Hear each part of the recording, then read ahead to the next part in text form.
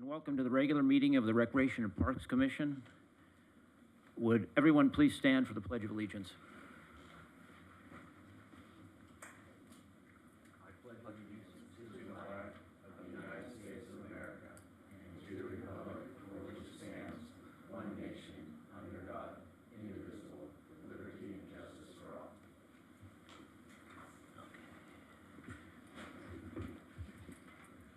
Monse, roll call, please. Commissioner Kelly Watson. Present. Commissioner Julie Stolnak.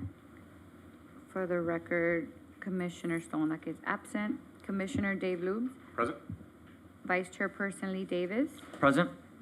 And Chairperson Bob Moda. I am here. Before we go to presentations tonight, is it okay with the commission if we move public communications in front of the presentations? Good to go. Okay, thank you. Public communications related to commission business only and that is within the subject matter under the jurisdiction of the commission. 5 minutes per person. We're going to go 30 minutes total. And the Brown Act does not allow the commission to take action on any item that's not on the agenda. So first person for public communications, come up and state your name for us, please.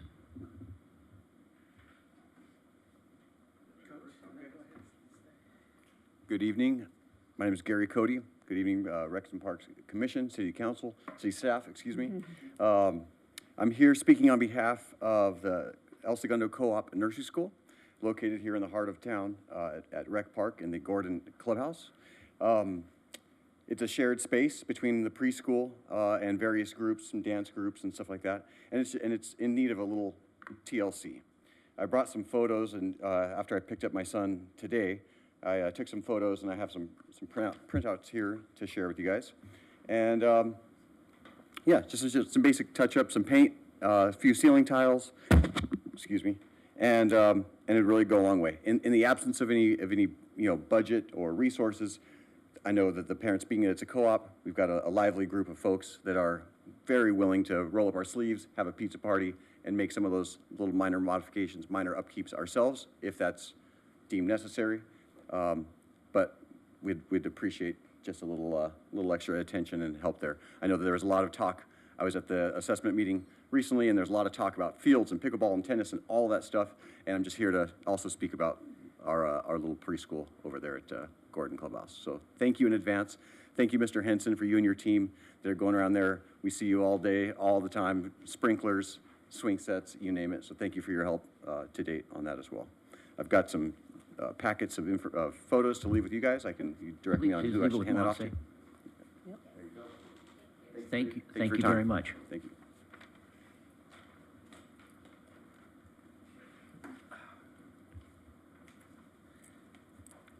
Hey, dear commission members, fellow coaching associates, I'll be quick. I want to say I've been meaning to come here to address the commission again. I'm sorry, excuse me, sir. Can you state your name? Oh, yes. My name is Steve Wood. Thank you. Everybody calls me Coach Woody. Coached 17 years of lacrosse in town, started it, and including 20 years in coaching and reffing AYSO through K6 through 16. But yes, I've been meaning to come since Topgolf opened. I want to say thank you. Congratulations. Thank you for disregarding my recommendations that I was making. And I want to apologize and say thank you for everything the Sports Commission and the Youth Sports Council does for this town and our city. It means a lot to me to be referred to in the past as El Segundo's lacrosse coach. I just want to say I'm looking forward to more good things coming from lacrosse, particularly over the next 5 years, which I will do my best to make sure lacrosse is left in town as a pure rec program like we are now. We're one of the only pure in the entire South Bay in the community of lacrosse. And we're the headquarters, kind of the center and the home of lacrosse. Premier Lacrosse League in town, League Legends Lacrosse. We're the home of, the campus is the home of the girls and boys youth lacrosse. we helped start inner-city lacrosse. As some of you have heard, I personally picked up middle school kids, a suburban full, and brought them to practices twice a week and the games around the rec league, or the scholastic league we were in then. And that next year, they started CIF high school. So El Segundo is partly responsible. I was working on behalf of the Youth Sports Council, so the city of El Segundo did that. And I promise you, the 2028 Olympics are coming, and I'm a supporter of the Haudenosaunee Iroquois people. They went to my high school. I learned lacrosse from them. It got me into West Point. And they are on a quest for equality.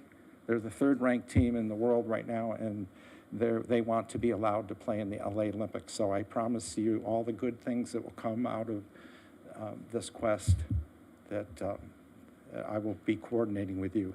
So thank you all again for everything you're doing. Thank you, Woody. Thank you, Coach Bob.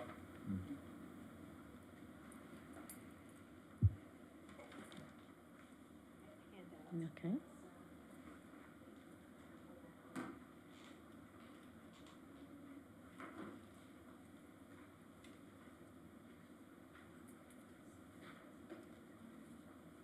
Thank you, Julie.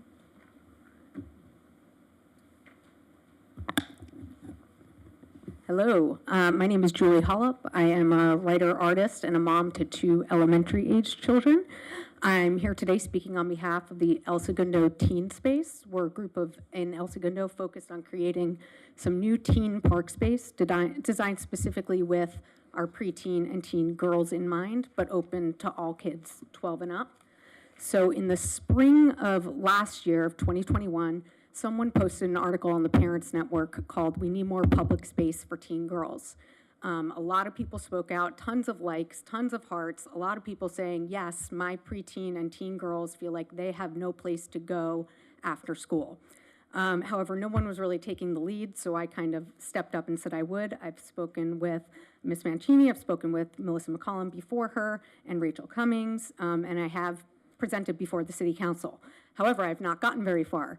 So I was hoping to speak with you guys and perhaps get some support. So some key takeaways from that article is that there is a clear inequality in public space devoted to older boys versus older girls and the funding put into those spaces. The outdoor spaces in town for teens are typically fields, courts, the skate park. And those are almost exclusively used by boys. In fact, on a nationwide level, it's 95% boys using the skate park. Girls could use those spaces, but they report feeling judged, harassed, and unsafe. And by age 9, which is 4th grade, girls are 4 times less likely to use park space. When they use playgrounds designed for the younger kids, which is what happens, they move over to the kids' playgrounds, they roll up the swings, and then all the parents of the younger kids get upset with them because they're being loud, they're rolling up the swings, they're kind of seen as too big invaders. So aside from that, they then move to Starbucks, where they are also seen as invaders. So they really feel as though there is no space for them. Girls are kind of designed out of public spaces. This is not just in El Segundo, it's the whole world. At a kind of a crucial stage in their development, they should be increasing their autonomy and developing an independent life, and park space is crucial to establishing a sense of belonging for them in community. The less that women and girls use our park space, the less they're generally involved in public life. So if you look at the proposed funding from 831 that the City Council for the Rec Park reassessment, there's $1.8 million going to the baseball fields. There is $750,000 going to the teen center, which is for both boys and girls, the skate park and the basketball courts. I believe the skate parks are about $400K of that. So that's a lot of funding going to those spaces. So I set up a Zoom meeting. This was back in last spring. We had a bunch of probably about 10 girls aged, most were 8th and 9th graders, now 9th and 10th graders. And I asked them, what do you want? What would this space look like? And it was actually pretty simple. They love swings. They would love a variety of swings. they said some deep circular benches, some semi-private group space, a sign designating the area for 12 and up, some shade and some lighting. And this isn't about painting things pink, it's about creating spaces that are creative and inclusive. It's not just for girls. There's one type of masculinity that the skate parks and the fields cater to, but they're missing a whole lot of boys and a whole slew of girls. So this space is for people the kids that feel like they don't fit in the other spaces. So non-binary teens, trans teens, LGBTQIA. And there has been success in Europe. There have been projects in Barcelona, Vienna, Malmo in Sweden. In Vienna, they noticed that their parks were really not being used by the preteen and teen girls. They added hammocks and stages and some interesting seating, and there was a huge uptick in teen girls using the park. So I'm here today hoping to gain some support from you guys. I'll be presenting to the Arts and Culture Commission next week, and then hopefully going back to the City Council with a little more to say. We do have to figure out location, design. We are willing to fund, if need be, to look into grants and sponsorships. And we would love to involve the girls in the creation of this space. The more kids tend to be involved in the design of the space, the more they then use the space. Sorry, time's up. Yep, that's it. And then the references are all on the back. Thank you. Thank you. Thank you.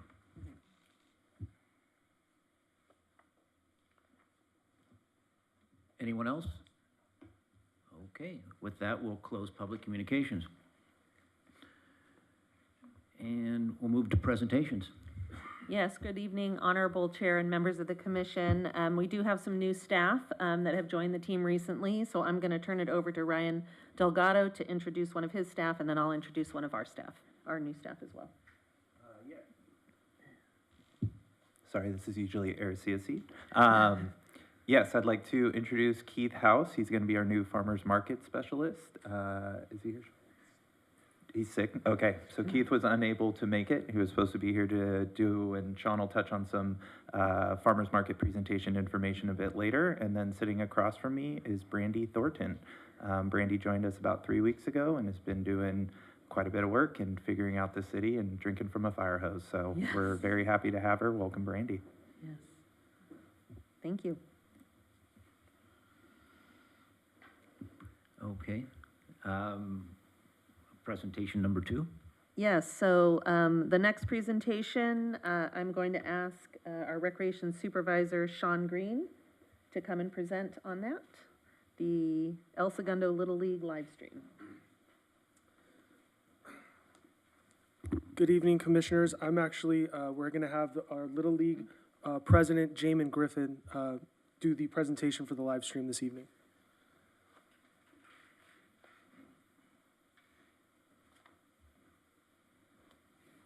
Hi, everybody.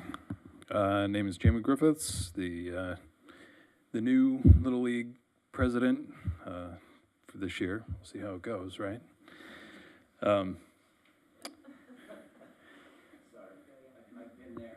Yeah, right? Yeah, thanks.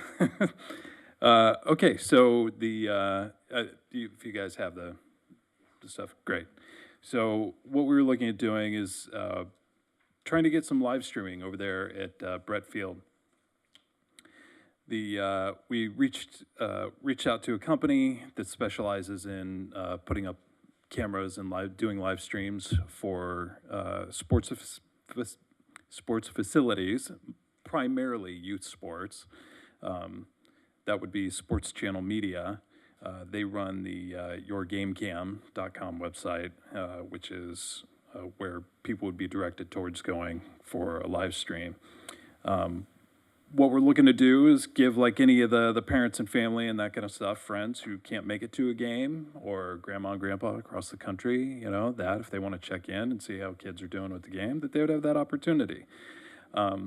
We are looking to absorb all the costs. So the proposal is that we take 100% of it. So any of the installation costs, any of the signs that we would be doing, the live stream costs, whether it be we're mainly focusing on doing like a hotspot.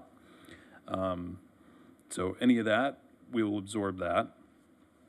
As far as the public awareness, that we could make announcements, you know, that the games are being live streamed, you know, at the booth, and we would also put up a wide area release, right? Have a couple signs made that then would be posted. Live stream the cameras. They're only going to be broadcast when games are scheduled, right? So it's not a 24/7, always on kind of thing where people can go peeping in and see what's going on in the middle of the night.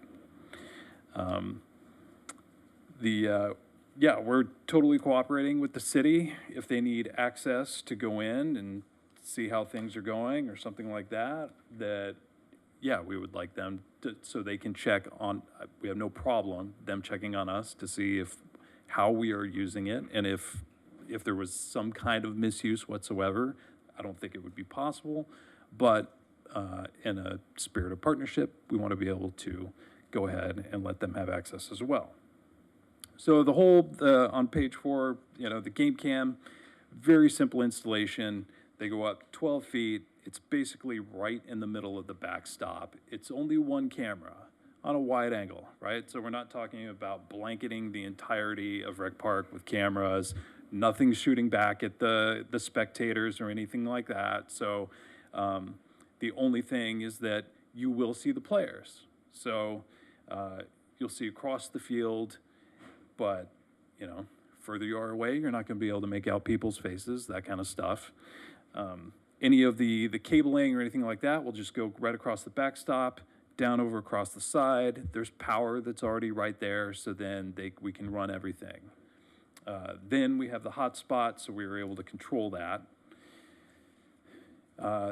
People will go to yourgamecam.com. We have a portal there that would be dedicated to that. We will be working out, you know, at this point in time, we don't have the exact like password or anything like that, but passwords can be changed. We can leave it up for a whole season. We could leave it up for a week, you know. We could dedicate passwords to particular teams and that, so they could sign in when it's like their game going on. We have a lot of flexibility in what we would be able to do as far as like keeping that access, so then people aren't just like going in and saying like, hey, I'm just gonna like live stream a bunch of, you know, kids, something like that. We want to put protections in place so parents feel comfortable.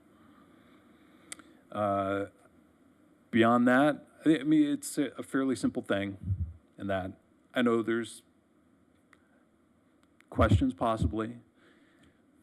Have any, throw them my way, because I'd be more than happy to try and explain anything that I may have left out here. I guess there's a question, go ahead. Yeah, so my question is about releases for the players, and is there a situation where someone could not play because they are unwilling to sign a release or have themselves filmed? I know that sometimes there are issues with custody battles and things like that where there are players that don't want to be filmed or don't want to be photographed, and if that was the case, I would hate for them to not be able to play baseball. Right, yeah. I'm sure we could figure out a way where it would just be that particular team that they're on, that then we would, you know, we wouldn't make it known who was the person that wasn't able to do it. I think if it's, you know, it's a legitimate reason like that, then we would be able to say, hey, we can't stream any of these particular games that this child is playing in. So we would just let the coach know, like, hey, everything's all right.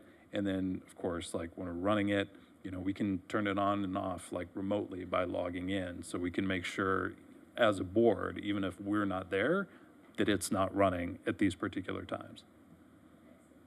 So you're saying that nobody would have to be photographed if they didn't want to be, and then secondarily, nobody would be excluded from the sport if they, for whatever reason, didn't want to be photographed? I think that would be the goal, right? Last thing we want to do is turn away a kid just because they can't be live streamed, right?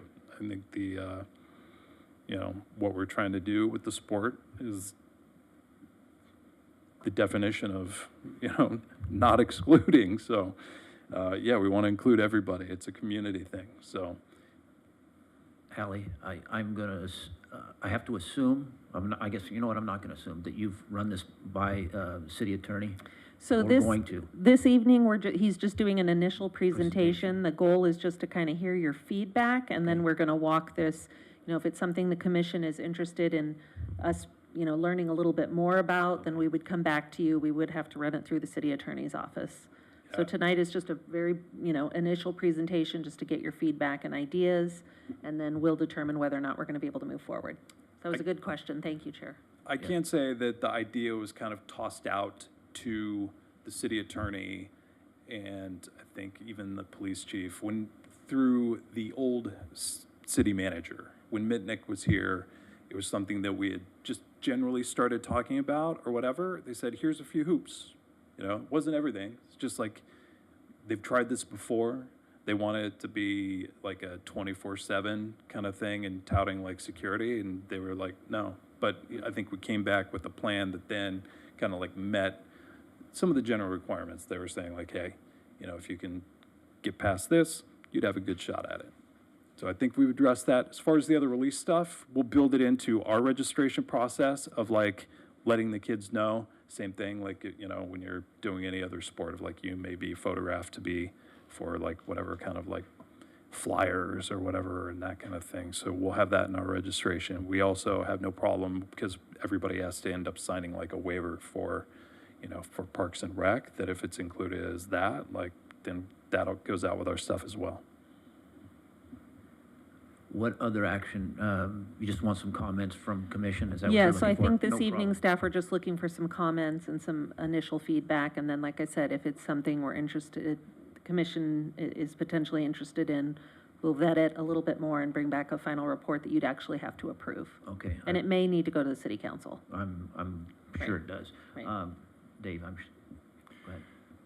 So last summer, when Babe Ruth was in Utah, I was at a game and I was talking to some people in the crowd, and I got a text on my phone, and it was from a resident in El Segundo. Said, "Oh, interesting story.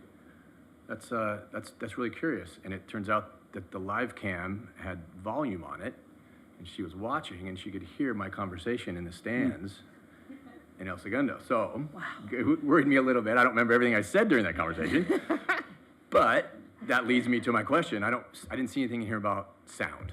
No, And we've that's never talked to, that's something I'll double check on, right? But we've never talked to them about having audio capability. It was really just for streaming the visuals. Okay, good, because if you do, then I think that needs to be a component with the attorney as well, because that's as big an issue, I think, if not bigger. Yeah. And we're not looking to get dragged into court because at some point down the road, if there's an incident of some kind that then they have to get the footage and that kind of stuff, we'll avoid all that. My comment is, I love the idea. I love the idea that grandparents will be able to watch their kids, especially if they're out of state. It helps bring a lot of the people that in your sport, get them support from within their family and friends. I see a lot of positives. I understand the possible negatives, but there's always negatives to everything, especially with attorneys today. But I like it. Thank you. Yeah, thanks. Anything else? Yeah, just and again, this is probably just inter-league concern, but, one of the things we struggle with in soccer is the recording of how the referees are doing, and then the playback and the pushback that comes out afterwards, that was a bad call, that was everybody thinks they're the VAR, right? Do we have, the potential, or do you have the potential within Little League that this is going to start to escalate some of that drama, because now people are actually seeing a video and potentially could re-record the video of how a call was made? Good question. I don't think so, because just the way that the rules are written, like everything has to be done like you can't change the outcome of a game, right? So if somebody does have a problem, when they were like the complaint would end up coming to me, right? So if they watch something and they don't like it, I would handle the complaint, but like the umpire, I mean, that's the final word. And once you get past the end of the game, you can't change anything. So. Okay. Sounds like there's a lot of support up here, but there are a lot of internal things unintended consequences that, assuming the attorney gives the go-ahead, that you'd have to deal with, so good luck. Oh, yeah, thanks I so like much. it. Yeah, yeah, yeah. I do like it. I think it'd be interesting, but let's go through, let's go all the way through and check out everything that we need to protect them and us. Okay, thank you. Thank you very much. Yeah, thanks. I would say the goal would be if we could hit late February, that's when our season begins. It's a lot of time between now and then. I know things move slowly, you know, a little slow sometimes, but Okay. not due to you guys. You guys are pushing it forward. So we'll do our best to be as quick as possible on our end. And then for us, that's kind of the goal we would like to meet. We understand if it can't happen, but just wanted to put it out there. Okay, Thank thank you. you. Right on. Thanks. Honorable Chair, if I may, we have 2 more presentations, but I'd like to request your permission to move our library park project update ahead of our end of summer program, only because I know we have some other staff that have joined us this evening for that and consultants. I'd like to respect their time. We're okay with that. Okay, thank you. Good evening, Mr. Chair, members of the Rec and Park Commission. As you know me, right? Elias Sassoon, Public Works Director. So tonight you're going to be hearing a PowerPoint presentation from Mr. Tavi Pertuya with Tavi Design Group. He's in the audience. So I'm going to give you each a copy of the PowerPoint presentation. Sorry about that. It was on PDF. We couldn't load it up in our system. But here's the copies. And Tavi, please. Thank you, Elias.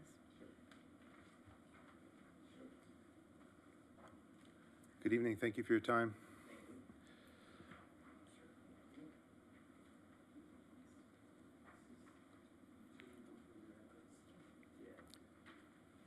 So my name is Tavi Pertula. Microphone on? Elias, is that microphone on? I think it is. I have to get Oh, nice and close. I'm perfect, sorry. okay. Thank you.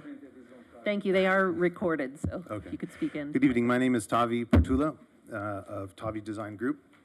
My firm was tasked by the former library director to help activate some portions of the library park. We were given 2 tasks mainly. One was to create a learning space, an outdoor space, just off of the children's library wing on the downstairs of the library. And then also a storybook loop that walked through the park with some small stations for children to stop and read and kind of create a literary parkour, if you will, a way to get children to use their whole body and experience some of these, interesting and great pieces of literature. So this first page, the overall concept, is a quick layout of the concept. You'll see the learning garden space, which is really an amphitheater type idea. It's a small stage, some seating, and a learning garden surrounding the space. I'll go into each of these individual areas as we kind of walk around through the actual storybook loop. So the second page, if you can change. I do apologize. This is one of those days where I made a PDF. I emailed a PDF. I brought a jump drive and the laptop, but just technology doesn't work with us today, so we all have paper. So this next page, we have a blow-up of the actual learning garden space. It's happening. All right. Thank you. So this is the blow-up of the learning garden space, showing the gardens surrounding a decomposed granite plaza, a small honeycomb. Oh, we can go to the next sheet. I'm sorry. One more, yeah. Almost there. There you go. So this is the decomposed granite plaza with a small stage space, some very rustic log seating that could be impromptu presentations or readings, musical events associated with the children's library area. There's some furnishings that was previously donated to the library that we've incorporated into the space, and a real effort in our planting in this area is to, if you go to the next sheet, is to bring in pollinators and sort of sensory plantings for the children. We can go one more. I apologize, I jumped. So conceptually, we'd have things in the garden that would really activate children's senses, things that have fantastic smell, things that are that you can actually possibly cook with, things that engage all senses, and invite pollinating insects and birds. We can go to the next page. So this is the family of furnishings that was previously donated, and I believe it's on hold somewhere for us when this is completed. And then I have if we go to the next slide, a series of images of plants,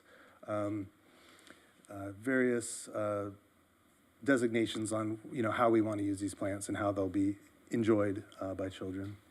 So the first stop in our in our literary loop would be the exposition. So we've broken these 5 locations up into sort of mimicking the arc of a story. So the very first would be our exposition. We move on to a complication of a story. The next stop would be the escalation of a story, where things get a little more difficult.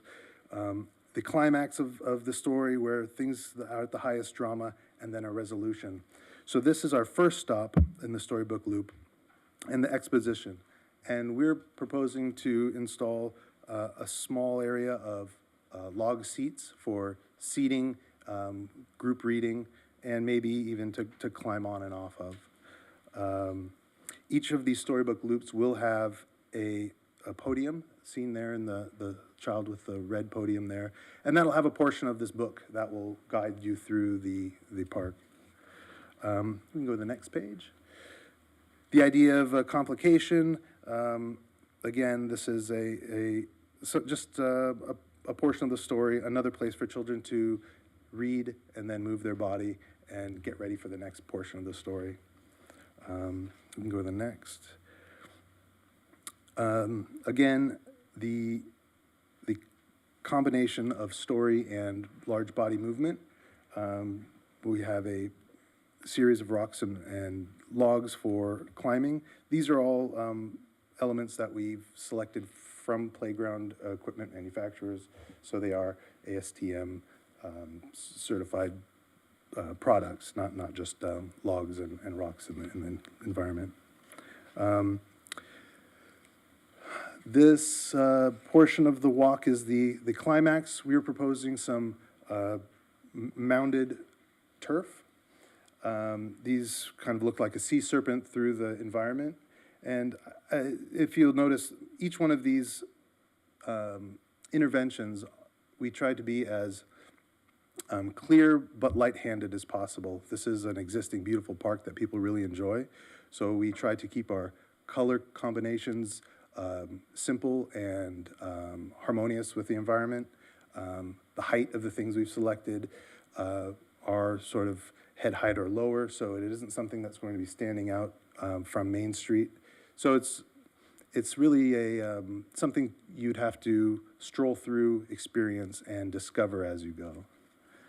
And then finally, this last location that we selected is for the resolution of our story and of the walk. It's set up higher on the knoll looking down, so as part of the resolution of the story, you get to see where you've been, recap the afternoon, and have your sort of happy ending, your story come to the end. So this, all of our elements that we've proposed within the park. I guess I could see if there's any questions, or? Yeah, sure. Go ahead. Well, I just want to say, because I've seen this a number of times now and how it's evolved over time, and I think it's brilliant, and I've always thought it was brilliant, but I think it's even more brilliant. I love that you've addressed a lot of the things that we raised the last time, like the visibility from the street, like the ADA accessibility, and the colors. So yeah, I wanted to say thank you. This is brilliant. Thank you. Anyone else? Go ahead. I do like it. I think it's real good. I will address Ryan. This is the same park that we use for concerts in the park. It looks like they've used a number of areas for this that are used for the concerts. And I was curious how you think this is going to interlay with concerts in the park. There could be some potential impacts to concert in the park. That was, we've had a couple different director changes, so with Ally coming on board, she did send me this, and I did send some concerns regarding concert in the park, particularly I think it was number 2 that's closer down to Main Street. That is a prime stage location along with some seating, and there's some other various impacts that could happen with this project.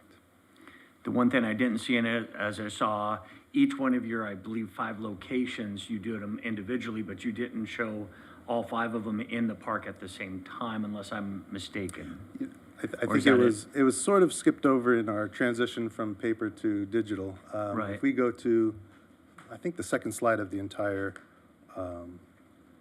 book. There we go.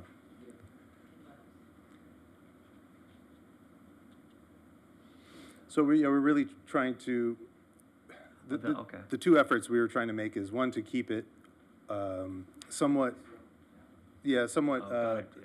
tight as far, or smaller footprint, so that we didn't have people pulled too far to any of the main streets, to make sure there's a safe buffer between an active space and Perfect. Just a concern that I had, and I'm sure we can work through it. It's just one more thing, it's like, there's always issues, right? Yeah. So thank you very much. I like it. Dave? Similar questions. The first one is, with all of these plants and everything, I realize that maybe the bulk of these items will be in the learning garden, but how much of these spaces are also going to be plants, and like, what's the extent of this? Kind of the same idea with how much space is it going to take. Right. Are there plants and things at every station? And No.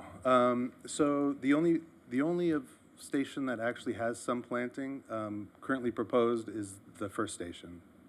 And that has just a little bit along the walkway. There's the existing rose garden that is going to stay untouched. But we were proposing a strip of planting along the walkway, and then all the other planting is within the learning garden. So the remaining spaces, other than those, they only have the book and the red thing? They have exactly. They have the book and some fall surface, because some of these elements will be 12 inches off the ground, which require safety surface. So it's a wood chip designated space. And so again, depending on which feature it is this a 20 foot, 40 foot? Like they're roughly 20-ish feet. I can send you, or we can have staff send you the current construction documents and where they are in this stage. No, I was just wondering, because all those youth groups that are out there all the time on the weekends, is that first come, first serve, or do they rent those spaces? Because there's all those little soccer groups and like 2- and 3-year-old groups are out there always Saturdays and Sundays. Mini kickers. Oh, so that is ours. So has that been looked at as well, to make sure that all those groups aren't going to be impacted by these stations? Yeah, for the mini kickers program, that runs right in front of the gazebo. I'm kind of looking at that lower left or lower right image. It's generally in the area where those 5 features are. So for the mini kickers, I don't really see an impact to them. Cool. With this design, the park, that situation. And then my other comment, I don't know if you all remember when we were first discussing this years ago, I was probably the most not pessimistic. I wasn't as on board as everyone else. And one of the things I brought up at that time was the ongoing maintenance of these things. So that's another thing that I would just want to bring up, because this is going to be, it looks like if this is it doesn't get covered up, right? So all this stuff is exposed to the sun and everything. So there is an ongoing cost that we'll have to deal with, and the maintenance issues. So I just want to bring that up It's not like once we do it, okay, we're good, like a play structure, you know? These are gonna need ongoing. Definitely. I assume that's all been vetted in the Parks Department, and I mean, because you're here, everybody's giving a thumbs up on all that stuff. So I assume. Do you want to speak on that, Elias, that it's? Let me ask council one has looked question at it? Yeah, the city council was briefed of that, and I think they know that. But the Yeah. city council on September 2020, this item went before city council when Melissa was here. So, yeah, obviously the maintenance is going to impact the budget. Definitely it will. So if this is going to happen, most definitely, there's going to be more money needed for the maintenance, potential vandalism, and other things. Yeah. But still, thumbs up. If he's here, that sounds like we're good. And then on that same notion, I lost my train of thought. It'll come back to me. The gazebo's gone, right, in this whole thing? Is it there? Yes, there is. Where is it on there? It's that small Okay, Up, yeah, there, this is- okay, I got you. Oh, I All know. right, thank you. I knew I Yeah. was, I couldn't imagine it going. I remembered Thank you. Bob, I remembered. Sprinklers. I assume that the whole park is gonna have to be redone, and that has been added to the cost of the project? Yeah, there is a revised irrigation plan that has Yeah. come along with this project, as well as some regrading of the pathways. There was a whole civil effort outside of my firm. I know a civil engineering firm came through and was able to, or has an ADA plan for the entire park, to be able to regrade and make it accessible to everybody. Cool, awesome. But this was funded by an arts grant in part, wasn't it? I believe so, but I was thinking that might not cover the whole project. No, not completely. There was a CIP money and art, yes. Awesome, thanks. Any more questions?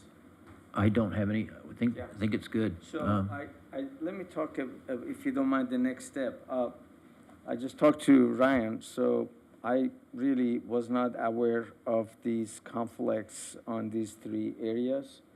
So the next step is to work with Tavi and staff to really hopefully eliminate those conflicts. If not, make it as little as we can, alleviate them. And the next step would be advertising the project we're going to city council and get authorization for the advertisement. Those are the next steps. So, Ally, anything else that we need to do? Nope, that's all right. It's just a Okay. presentation. Thank you. I'll talk to you later. Thanks for coming. Thank you. Okay, we're gonna go to Yes, back to number 3. Yes, so next I'm gonna ask Ryan Delgado and some of the other staff to present the end of summer program report.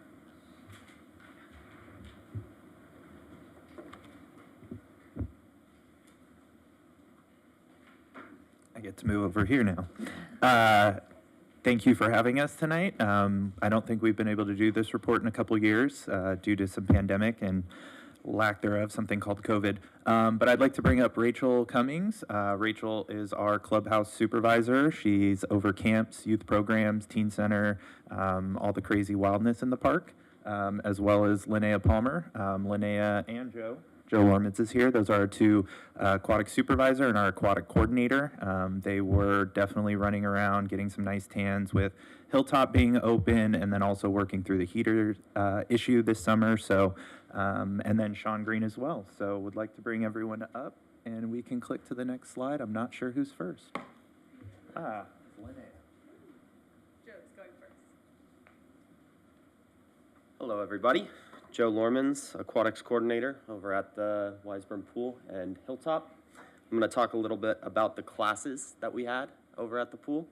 So summer 2022 was a milestone in aquatics programming and classes, starting with our highly popular water aerobics class During summer, we offered 13 classes a week of HIIT water aerobics with instructor Naomi, providing dynamic water fitness to 2,447 people over the course of the summer. We also offered aqua fitness with Carol Hahn once a month on the weekends, which provided for a special alternative to the weekday fitness classes. On top of our water aerobics classes, we also ramped up our adaptive swim lesson program.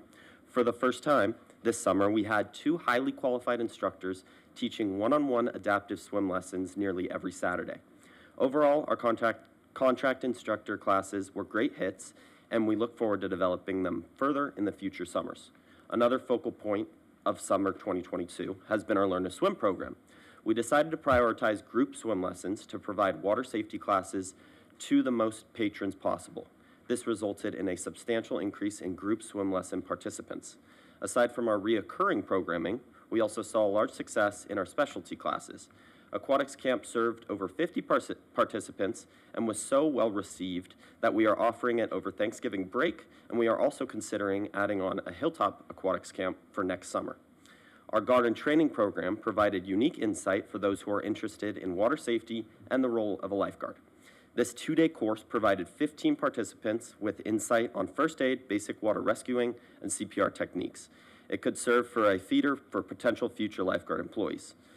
Talking about lifeguard employees, our Lifeguard Certification course has steadily provided us with staff and potential staff.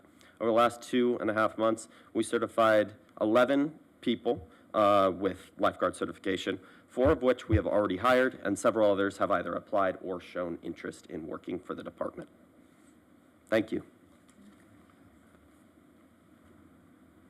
Okay, I'll be talking about our drop-in programming. So, as you know, we did experience some adversity at the Aquatic Center. Due to heater issues, the competition pool was closed from March 5th until June 27th. As illustrated, this closure greatly affected our lap swimming numbers, and we have been working the entire summer to regain our clientele. Aside from lap swimming, we saw an increase in all of our drop-in aquatic programming. To promote our recreational swim, our staff enhanced recreational swims throughout the summer by hosting several movies during the Friday night hours, which included Finding Nemo and Luca. They also played music for all ages during the weekend times. These enhancements contributed to a growth of over 18%. As you may have remembered, last year we did extend recreational swim time at Hilltop from 11 a.m. to 6 p.m. Based on staff tracking, we found that there was little usage for the first and last hour of each day. This resulted in us changing our hours to be 12 to 5 p.m. 7 days a week. This change created many positives for the aquatic section. We were able to cut down on staffing, offer 1 hour extra of swim lessons in the morning, and continue to accommodate camp visits from 3 local camps throughout the week. One major change we had this summer is changing how we operated Hilltop pool rentals. Previously, when the hours ended at 3, families could book the pool after hours for their parties. This year, we offered families the option to book the pool for their group, which was simply guaranteeing their party up to 20 had space in the pool. This summer, even with it being our first year, we had 12 pool reservations, which was 2 more than we had back in 2019, the last year of reservations. Hilltop was able to better utilize operating hours while gaining about 25% more public hour participants. Aquatics is continuing this momentum into the school year and looking forward to an even better summer 2023. Thank you.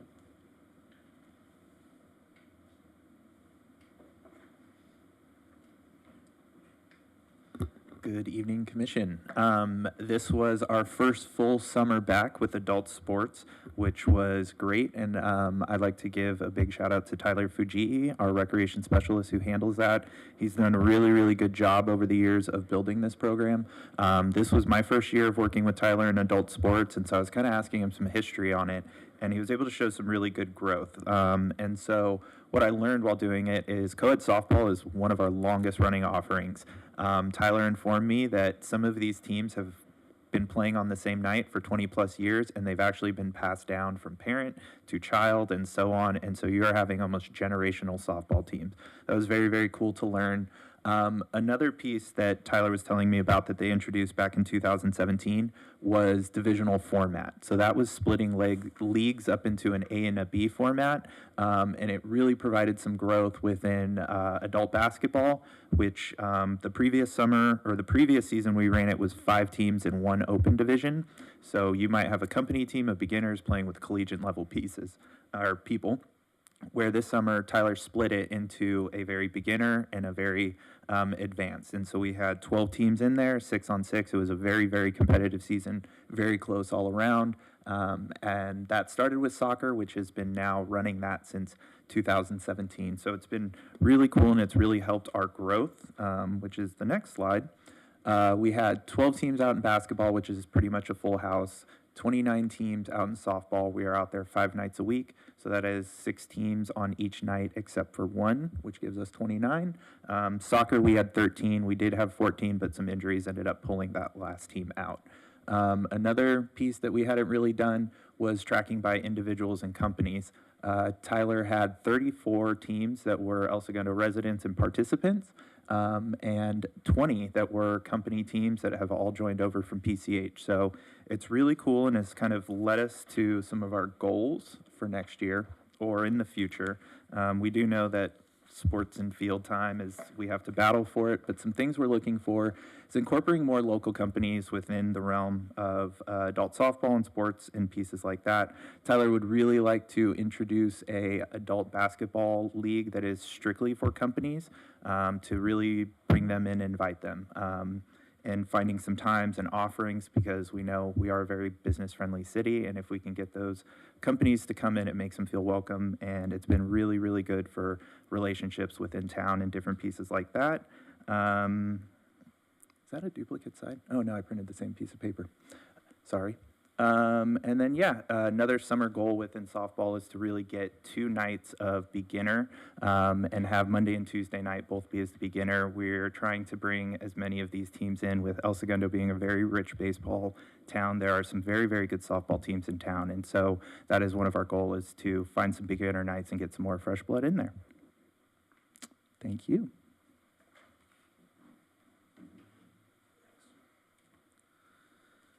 All right, so I think you guys have heard about pickleball before. It is becoming quite a piece of my life. I'm gathering 50% of my week is pickleball at all times. So popular that we've now created a position within our department in my division.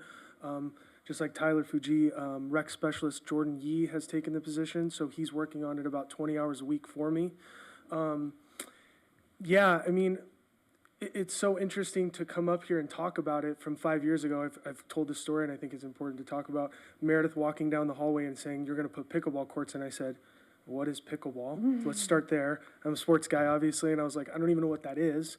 Watching videos, her a long time ago telling me we're going to do it, and coming to the compromise of doing court 7 temporarily, and then having a few people come into my life. Connie Thrasher, if you guys are familiar with her.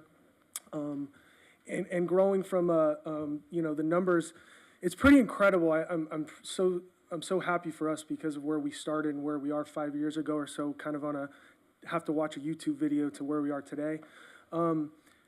This summer we had 20 teams. Well, it was a little before this summer.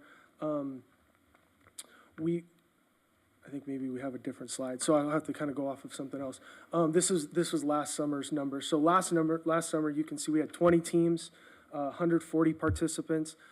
We did a men's league, a women's league, and then there's various levels. So we did that. We did weekly clinics with Connie, Kate, and our professional Scott Crandall. He's our senior pro tour instructor, contractor.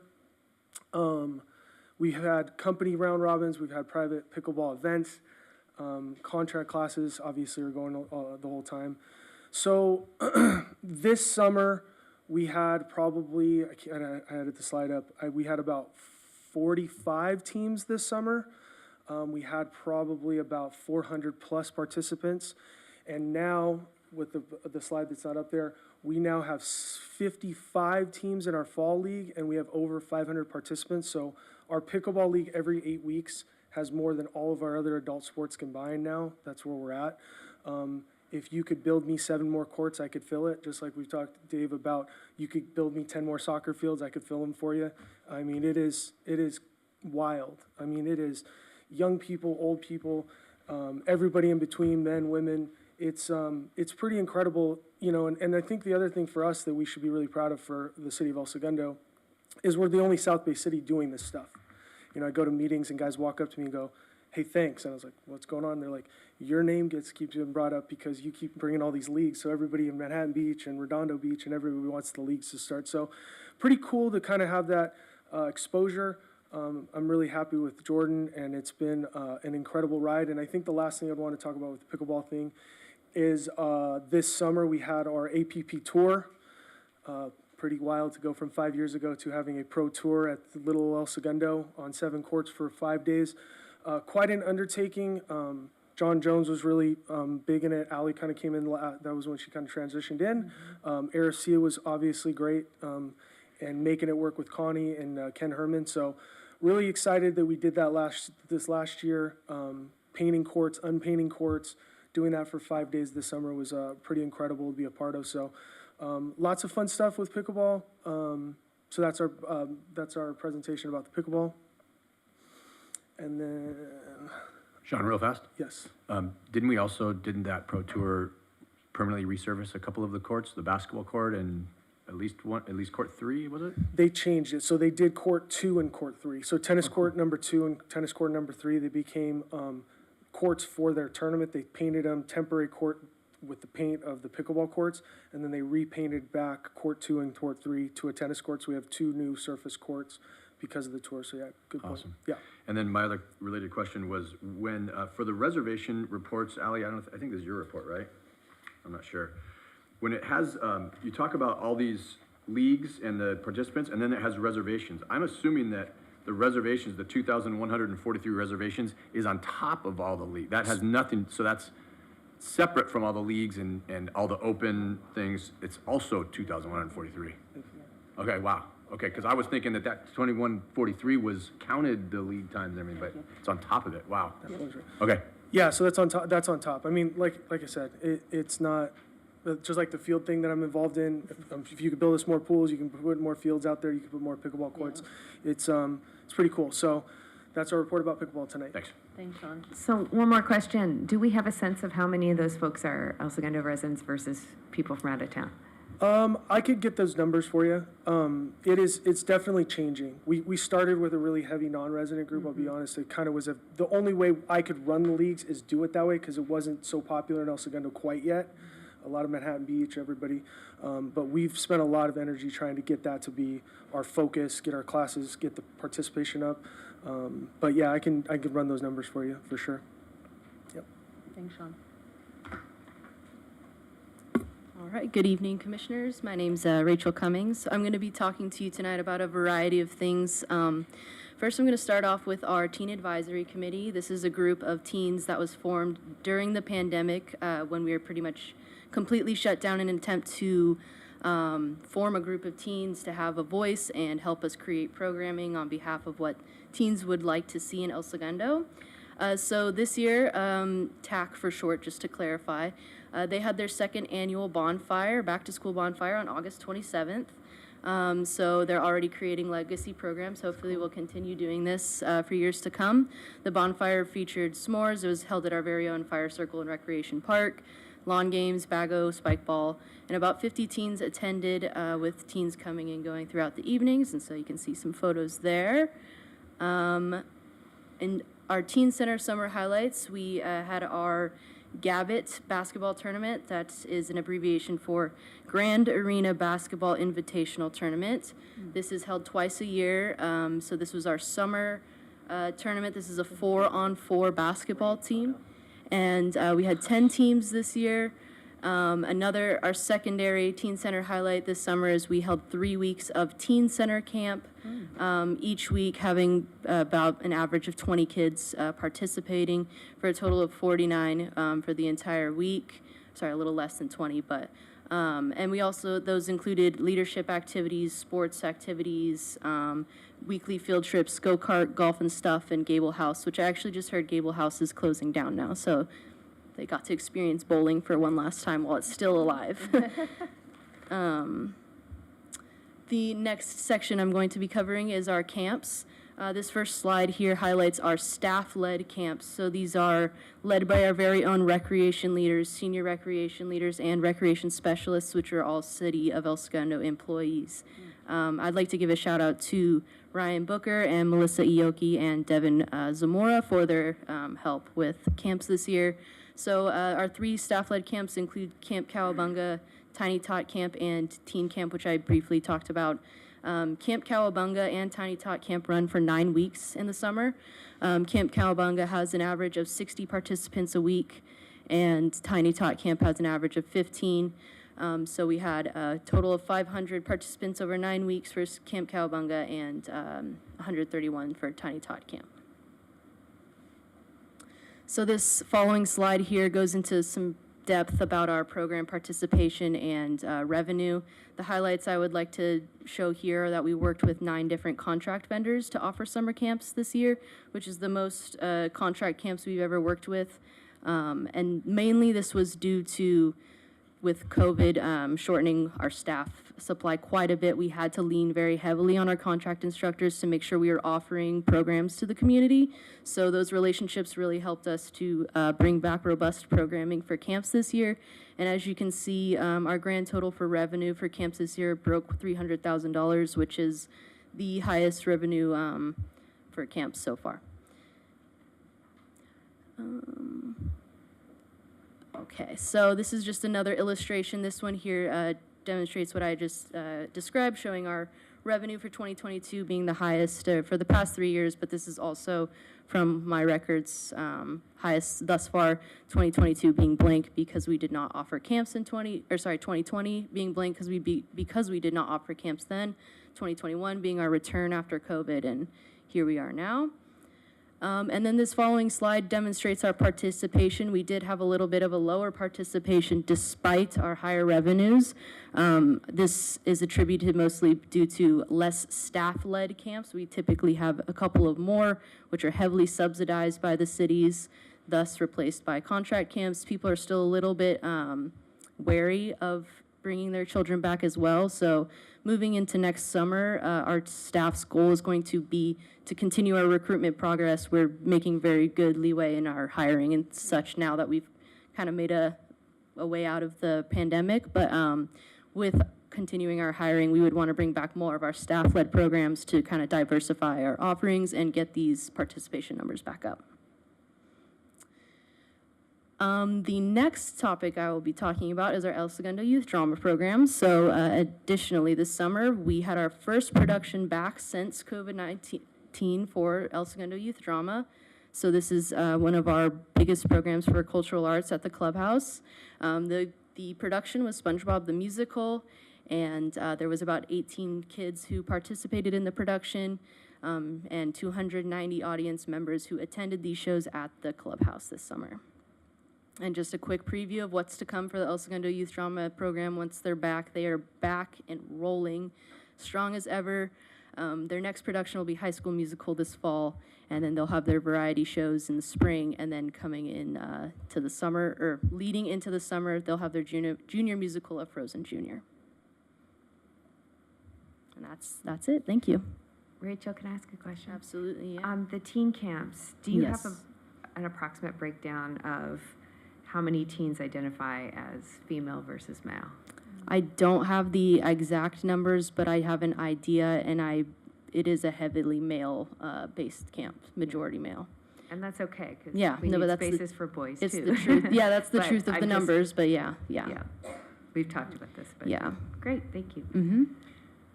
And on the same topic, the teen camps, I noticed that you went to golf and stuff. Yes. Was there any talk about possibly going to Topgolf, and what's your thoughts on that? I'm absolutely open to going to Topgolf. I think at the time when we had booked everything, maybe that hadn't come to mind yet. But yeah, I think that's a great idea. Potential partnership or something. Thank you. Thank you. All right, thank you. All right, so Farmers Market this summer, we had about 400 participants, visitors each week. We're bringing back some vendors, and we're getting new vendors. Keith, that was supposed to be here tonight to do this part of the presentation, is our rec specialist that oversees the farmers market. So he's done a really good job of going to other farmers markets to try to, and I say steal, but not in a bad way, but get those participants that are participating in other farmers markets to come to ours. He's got a few leads for sure, hot food vendors, produce, different things. So we've got a couple new ones that have come in, Shaka Tea and Completely Pickled, and then there's been some ones from the past that Ryan had that we've been bringing back over the last couple months, and there's still some spots that we need to fill, but we're working hard on getting those filled over the next couple months here. We did our Summer of Fun this year again. Bubble Palooza always makes me laugh, so I put that one on there because I thought that was kind of, whoever thought of that is Parks and Rec people, man. They come up with the crazy stuff, but my kids went out to it. It was awesome and super fun. We did the bouncers, we did arts and crafts weeks. Keith and his staff did a really nice job for 10 weeks putting together the Summer of Fun. And then some focus that I think that me and Keith are talking about upcoming for the upcoming fall in the future. I always feel like the music vendors the music guys that go out there and play a little music in the plaza is always pretty cool. So he's got some connections with that. We're doing that. And then we're also trying to build our arts.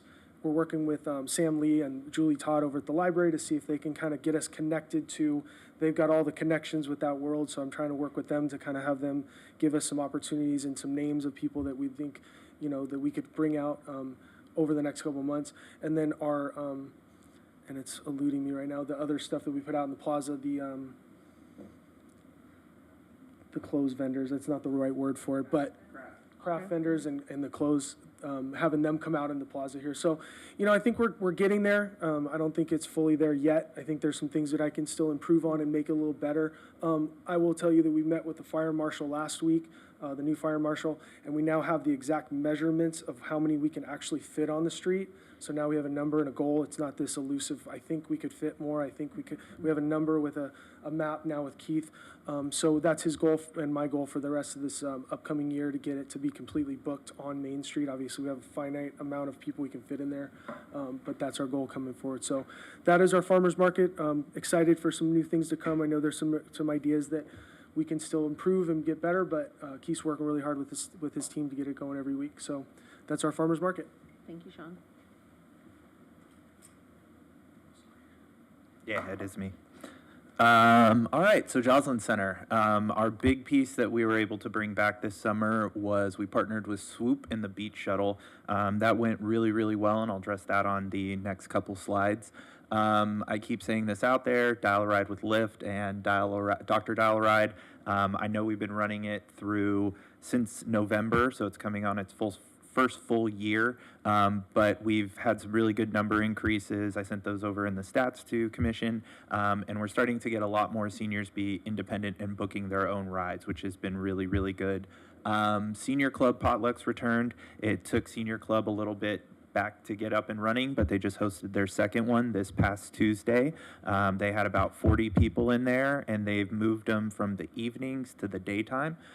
So we are now beginning those at about noon, and I think that's going to be much more successful when they were trying to run them previously, which was at 6 p.m. And then it was great welcoming our fitness instructors back and just seeing that piece grow. We have some really great fitness instructors. Victoria Samia really cares about her seniors. Victoria Mendez teaches our arthritis. We have Dawn, I'm blanking on her last name. I want to say her old last name now, but Dawn Whitney Hall, there it is. Dawn Whitney Hall picked up arts class, and that's been really going really well. She's about 5 people in there in each session. That one's growing. We're onboarding a line dancing instructor. We had one previous to the pandemic, and that was going really, really well. Unfortunately, he had to move out of state, and so someone he worked with at a previous facility approached us, and we were like, come on board. So hope to see you with some boots out soon. And then yoga was another successful piece, so it's been really great having our seniors back in the building. Very full summer with our classes. And then our partnership with Swoop and the Beach Shuttle. It's been very difficult pulling in drivers. I was on an email thread with LA Transit where it's our situation where we were at a year ago. So this partnership worked out really great, and I want to thank Alex, Amir, and Pete for it. One of the biggest pieces of this was we didn't receive hardly any phone calls. Swoop provided 2 QR codes that you could scan and see where the shuttles were at. When pre-pandemic, very often the phones were ringing in the summer with, do you know where the shuttle's at? Do you know where the shuttle's at? And so we were always having to call drivers. They provided some really, really great solutions to, our phones were not ringing in good ways this summer, and we were able to attend to all those lift phone calls and different pieces like that. So they did some tracking for us. It took each shuttle about 30 minutes to make their loops. These were the times that they hit particular marks and particular stops. We have like 6 stops throughout town, so each of these was a trip. So they were making about every 30 minutes. We split them with holly and eucalyptus, and then picking up at Grand and Virginia. So there was the kind of the 2 opposites they were running. Each shuttle was able to make 10 to 15 trips, depending on the parking lot, which was some really nice feedback to get to them. Again, these were shuttle times. Oh, why did that slide do that? I do not have the total number yet. Alex is getting me our total number of ridership. Sorry. But they did provide us some nice feedback with each stop and some high points. So chart reflects, on average, every shuttle had at least 2 people. So very few, there was no shuttles that were running at any time without any riders on them. So we were at least, taking people down. Busiest hours were between 1 and 3, averaging 5 to 8 riders. Swoop tracked each kind of average ridership by times. Obviously, when the sun starts peeking out at 12, ridership goes up because everyone wants to get down to the beach. You can see some lunch riders, and then at 4 o'clock, everyone's starting to go home.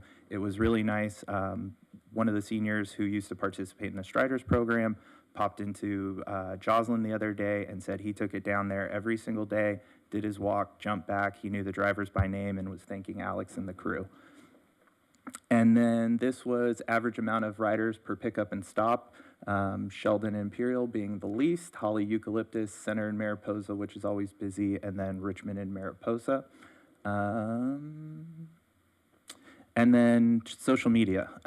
They tracked impressions. There was over 30,000 impressions across Instagram, Facebook, LinkedIn.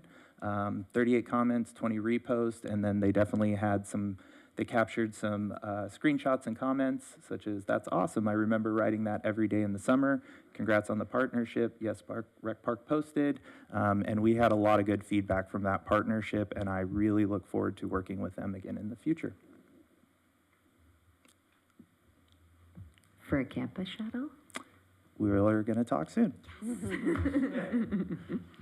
And then summer events. We, again, keep saying this, our first year running back with everything full slate. Summer concerts was great this year. We were able to put on 5, which is 1 additional than we've put on in the past.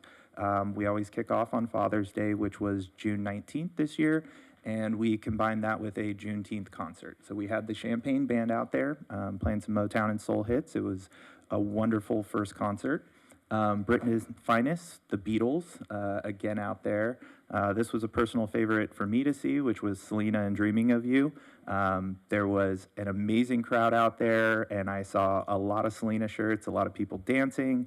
Our crowds were absolutely insane. Lee was out there as we talked, and probably 2,500 people with us that day. There was not a lot of green space in that grass. So I'd really like to give a couple shout outs to Abigail Flores. She was our recreation specialist. She's no longer with us, but she did a wonderful job pulling in food trucks and just making things happen with just crafts, vendors. It was awesome. There was a lot of food options, as well as Eduardo Herrera. He helped with all these programs, and those two, I couldn't have got through summer without them. So huge thanks to them. And Rod Stewart and Boogie Star, I think Lee was at Boogie Star with me, and it was a really nice wrap up to the summer. Summer concerts has been one of my favorite things, and I hope to expand that. Some of the pictures, it's just great. Blows my mind every time I see people singing along, dancing, and again, the Selena shirts and people singing in Spanish was a wonderful, wonderful day. We had our 4th of July. We did fireworks last year, but we had the full event, which was our fair. Want to say thank you to Kiwanis, Rotary, Women's Club, all the different groups that participated. So we were on Stevenson Field from 10 a.m. to 3 p.m. for the fair. During that time, we have games, three-legged race, pie eating, water balloon toss. Some of them are staff-led, and some of them are led by Kiwanis and Rotary. At 3 o'clock, we wrapped everything up on the field, and we transformed for the night piece. We had a Holland Oates cover band out on the stage that evening, so it was kind of almost like our 6th concert. Attendance was a little lower than the previous year with 4,200. And again, our firework tech is a wonderful person. Mr. Kim has done shows all over the world, Beijing, London, Macy's Day Parade, and we are very fortunate that he's retired in the South Bay and does our show. So I'd like to give a thank you to him. And then Go Fly a Kite Day. This was a divide and conquer, another day. Thank you to Abigail and Eduardo. Abigail did a wonderful job of setting this event up. This was our 3rd annual Go Fly a Kite Day. We had some ice cream vendors. I can't think of the other ones because the ice cream was really, really good. And it was great. I got there at about 10:45 or so. There was already kites in the sky. We had free giveaway kites, so there was just people who were walking through the park and was like, what's going on? Okay, we're flying a kite. About half an hour or so into the event, they had to open up Stevenson Field because there was, need a bit of space to run everything.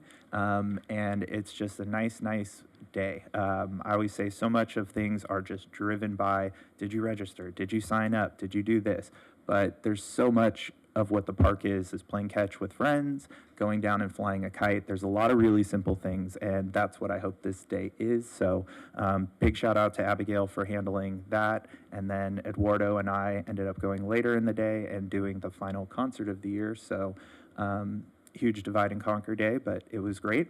And then just, again, some thank yous to our summer sponsorship.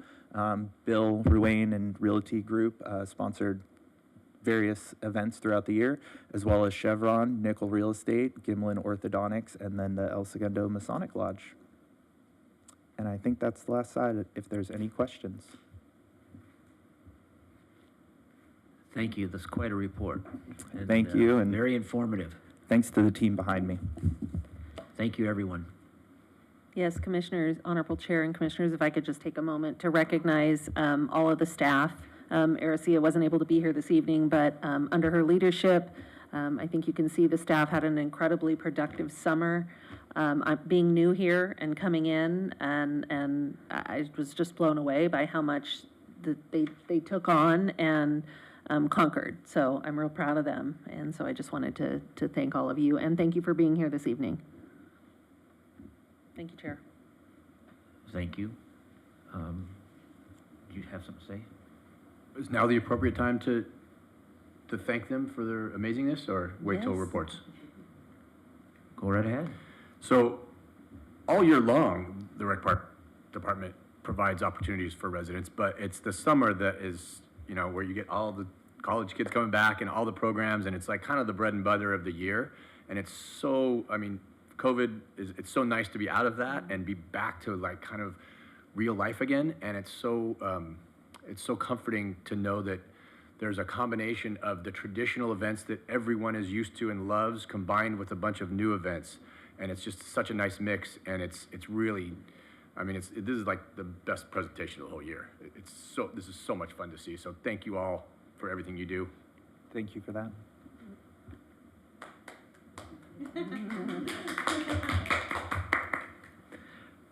Okay. We're moving down the agenda here. Consent calendar. Approval of the minutes of the Recreation and Parks Commission meeting of July 20th, 2022. Anyone? I move we approve the minutes. Second? All in favor? Aye. Aye. 4-0. There's no unfinished business.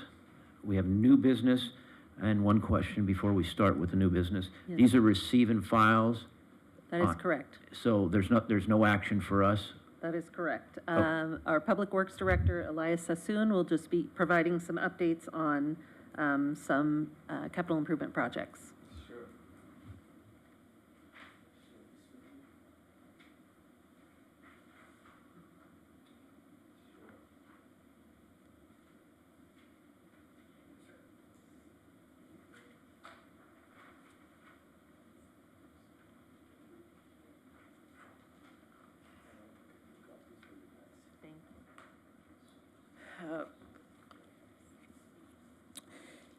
So when the city council was briefed on the CIP projects, they brought up the bathroom and the condition of the bathroom at the Brett Field, and they demanded the staff to just come up with something to resolve the issue right away.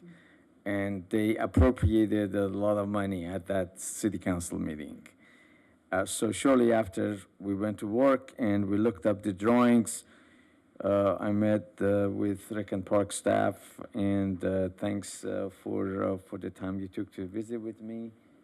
And let's see, there you go, Sean. And so we looked at this building, and we believe the best way to do that is on the upper half of the drawing. There are existing stalls on currently for men and women, and I believe each bathroom has 2 stalls for each bathroom. So we looked at different options, and we think the best option to go forward is to build 2 bathrooms. It'll be gender neutral bathrooms that would be ADA compatible with the space that we've got. And I know that the number of stalls is going to be less, but at the meantime, we are increasing the number of stalls on the checkout building bathroom. So we think most people are going to go to checkout building, and frankly, I would think that this, given the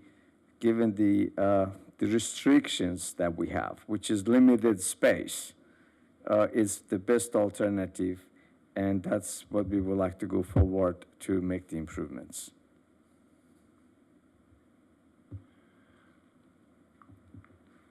I do have a couple questions. One is does the space not allow for a urinal as well? Correct. The space is very tight. So we are working with an architect, and we just do not have the enough space, but we try. If we have room, we could see if we could add one. But right now, we've been told based on ADA, and I'm familiar with somewhat, but I'm not specialized in that area. But it's really tight. So I would just say, just because of cleanliness issues, and if it's a gender-neutral bathroom, that means little boys are going into both of them. It'd be great to have a urinal so the toilet can stay semi-clean for those who have to sit. It's really, so if you could revisit that just to make sure that it's absolutely not a possibility. And then the second thing is, just because it's the Little League and everything, have you thought about the fact that gender-neutral bathrooms are lockable? So now all of a sudden we have lockable bathrooms up there with little guys. So something else to consider. Well, they'll be lockable. I'm sorry, I'm not sure if I follow your question. Typically gender-neutral bathrooms need to be lockable. Oh, yeah. And so just, that's a new concept for the recreation park, to have an area where a kid can go in and lock it. So that's just another issue that I think should be Oh, you mean the kid lock it without? Right, so now you have a locked bathroom and there's no to be answering, locked in, You can also lock it and close it. You know, there's other things that come along with this Well, decision. frankly, whatever you do, there might be, my hope is that kids would have parents that are gonna be with them. So, you know, we're gonna do whatever we can to help the situation, but obviously it's impossible for me to tell you that we're gonna guarantee nothing is gonna go wrong. But yeah, in fact, there was not too long ago, there was an instance where a kid got stuck in the bathroom, and in the city hall, there was a kid who went to the bathroom and her parents left, It was right about 5 o'clock, and the doors got shut. So as I was leaving my office, that poor kid was left inside. The parent was on the outside, so I kind of scored the kid, and everything worked out. But yeah, I think gender-neutral bathrooms is a great thing to do. yeah. But if it have to be lockable, then you might have to reconsider. I don't know, just throwing it out Of there. course, of course. There's a We're gonna file do and- everything it's a file issue, possible. right? We're gonna You weren't do asking for my opinion, couldn't help myself. Yeah, we're gonna make everything possible to make it as safe as we possibly can make it. Definitely. Any concerns, questions, No, I comments? personally love it because usually when we're at either Brett or the Little League field, it is one gender for the most part that's participating, and so this is a nice way to accommodate that and make the space flexible and also futuristic, because I objected highly to how we did the checkout building because we didn't have enough gender neutral. My question is about the sink part on the other side. I realize that we don't have a lot of space, but what is the intended use of that space? So our architect is also looking at potentially changing some areas, not in the bathroom area, the area of the snack bar itself to make it more functionable. So I'm coordinating directly with Rec and Park Director to that end. So there's going to be some improvements that will make to this to the lower half part of the building as our architect proceeds with this. And you know, again, we'll be working with Rec and Park Director on that. So is it going to be a snack bar or no? Yeah, there's going to be a snack bar. Oh. You know, going into a little more detail, I'm not so sure if we really need to continue serving, functioning this building as a kitchen. You know, this is really is questionable whether or not we could continue with operation as is. So you know, I think your director is looking at that. Yes, so it's just to kind of get background, it has been used as a snack bar in the Not past. for a long time, has it? How long ago? Oh, it's been used. It's still used. Like it's still used? It's still during the used, Little yes. League? Right. Interesting, okay. Right, so we're taking a look at that, we're looking at, you know, obviously they use that to raise money, but we are looking at the issues with the county and, you know, making sure that we have all the right permits in place, so we're kind of still in the Right. review process. But currently, we're gonna keep the space, the size of the space, it may, you know, we may change what the uses are. That's a big deal. If Little League loses that snack bar, right? Right, so That'd be a they're not big gonna deal. use the snack, they're not gonna lose the snack bar, but we need to make sure we have all the Sure. permitting in place, and, you know, they may not be able to do as much or cooking. Right. They may have to rely more on the prepackaged. We don't know quite yet, we're still working on that. Cool. Okay, thank you. Sure. That was Brett Field restroom. Now we're number 2, pool heater update. This is the You get to- Elias show. Yeah, you might as well just stand up there. Yeah, there you go. Mine as well, huh? So the pool heater update. The good news is we were able to finally get those repairs done. It took some time. It was not, frankly, easy task because the heaters were built from outside of the country. The manufacturer was not American, and these heaters were discontinued. So it took a little time to be able to get the right parts, but we finally went through the process, you know, and we were able to get the heaters repaired. However, I like to be on the record and indicate to you that these repairs, the way I see it, based on the report that the city received from our consulting firm, a mechanical engineer, these repairs, in my opinion, are deemed to be a temporary repair. It's not a permanent repair. And the simple reason is based on the report that we have received, the capacity of these heaters are less than half of what they should be. It should be 6 million BTU. It's not even half of that. And when I say heaters, I mean both the competition pool as well as the smaller pool. Both heaters for both pools are severely undersized. So this project was completed for about the repairs, $185,000 or so, and we already went to City Council, and they accepted the project. We declared emergency.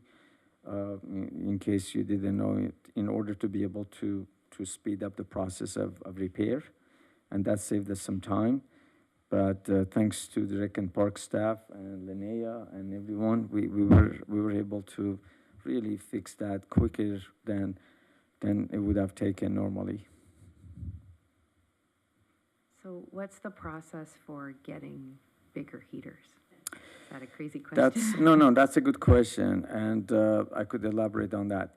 So basically, there is a committee that, in the wisdom of the city and the Wiseburn, was put together and initiated. It's called Aquatic Committee, I believe, if I'm not mistaken.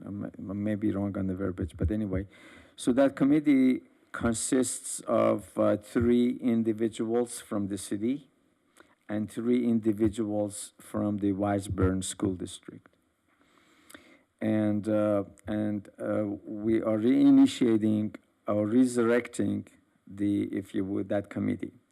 And we anticipate the first meeting is going to be on November of this year. We already are in touch with the Wiseburn School District Superintendent. His name is Mr. Blake Silvers. By the way, he was involved along with his staff during the whole duration of the temporary repairs, by the way, including the final inspection. I coordinated that myself to make sure that he would be there, or his rep would be there. So that's one of the items that we're going to be discussing, because we believe these repairs are not going to last very long. The city has maintained all these facilities according to the manufacturer's requirements, including inspection of the filters and everything else. And in our opinion, this repair that we made is not going to last for a long time. To what extent, I couldn't tell you. I only can tell you that when the heaters were new, they started stressing out shortly after, about 6 or 7 months after work, after installation, and they got worse and worse and worse, and they finally gave up.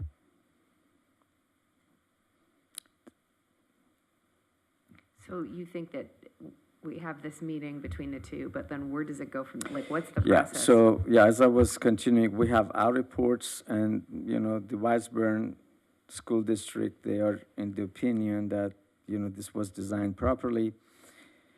So the logical approach would be maybe engaging a third consulting firm that both parties would agree on. I'm just, this is what we normally do based on my experience. Now, we need to discuss that, but logically, it would take the third, mechanical engineer consulting firm to look at both reports that were done, one by the city and the rebuttal by the Wiseburn that no, our design is good, and go from there.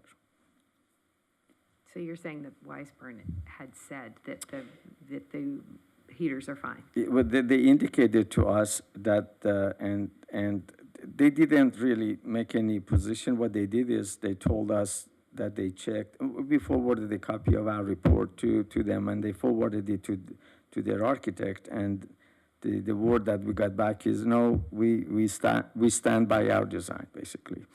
So there's a little bit dispute there, frankly. Yeah.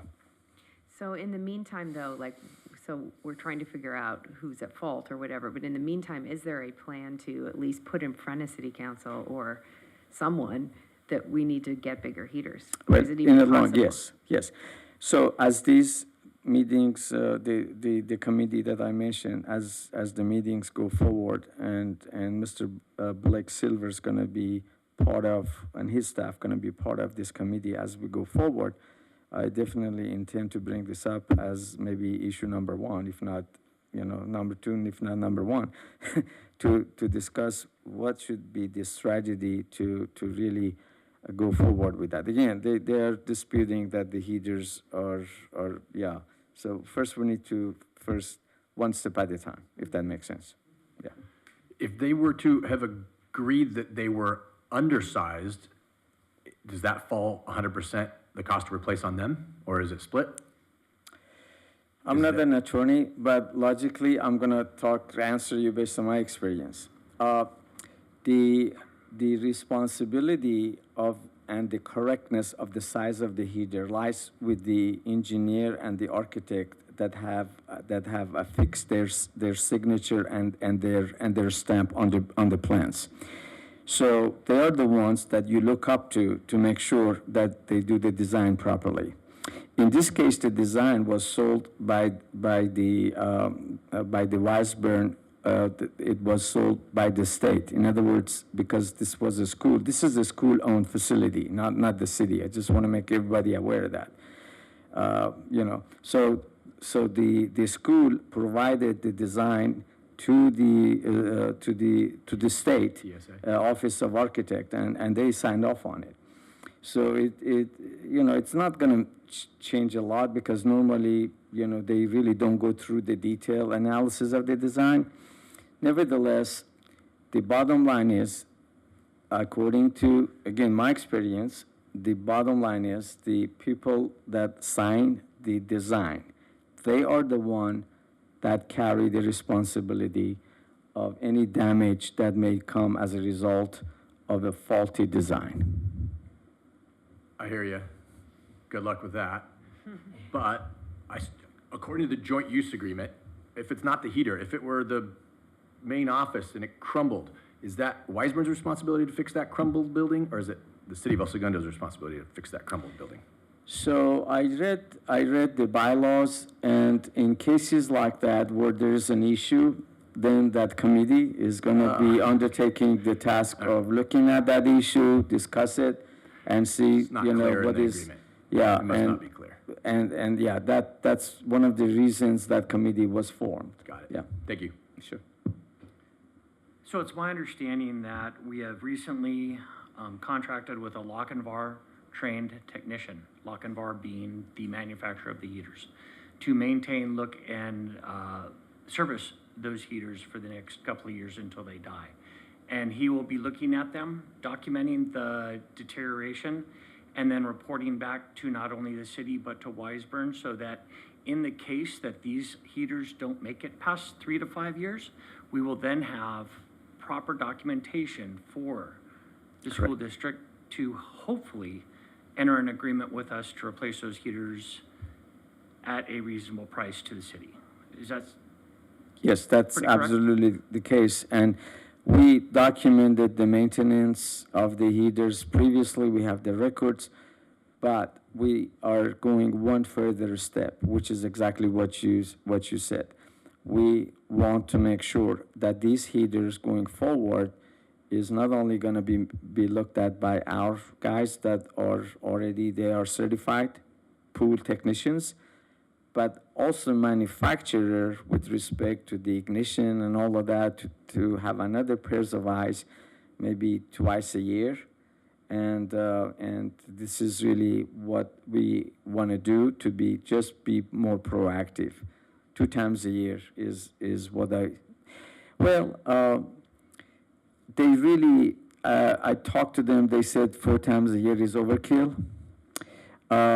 So the first time it's going to be fine. And then if they see that, yeah, maybe there is a need for making it quarterly, we can do that. We have the flexibility, but at least we want to have 2 times a year visit. If we're going to properly document. Yeah, of course. Precisely with photos would be my thought, definitely. Sure. I deal with school teachers on a daily basis. Yeah. They like pictures. And we can bring the other stuff in, but it will show, it'll say 1,000 words. So I would highly recommend it. As we see the first sign of deterioration, really understand that every 3 months, especially from November till March are gonna be very important to document how much we go through it, because that pool almost stayed warm through July and August. Does that sound about right? Without heaters.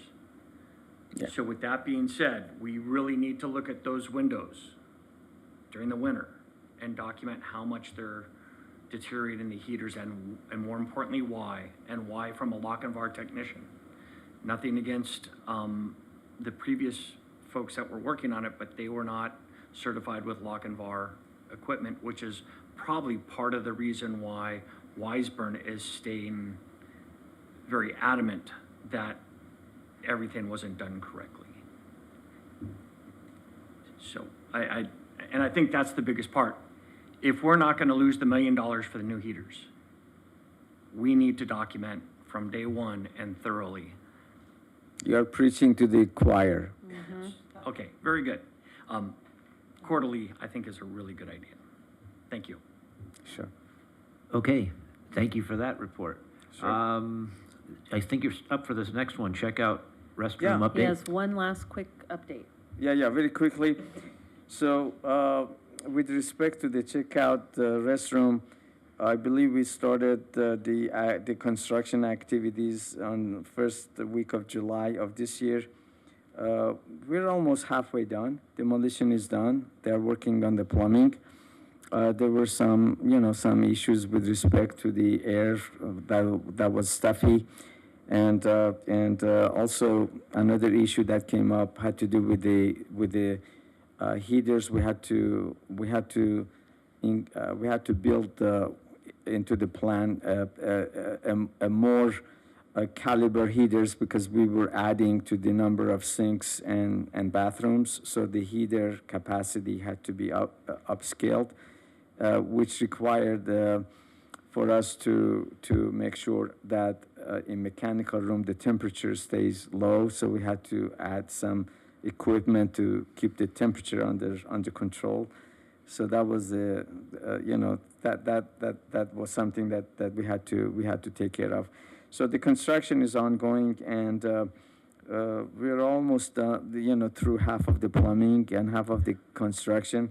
So I anticipate the construction completion by November, definitely by December of this year. So I'd be glad to answer any more questions about that project. Seeing none, thank you.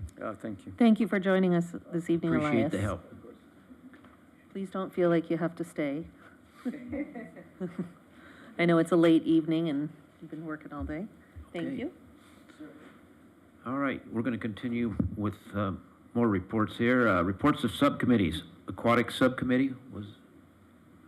We've had no meeting, but do plan to schedule one in the very near future. Okay, thank you. Transportation Subcommittee. We did not meet, but have scheduled an upcoming meeting as well. And I do just want to point out that one of the reasons that, and we took some heat from City Council at the last meeting over this and not having met and not having done some of these things as a commission.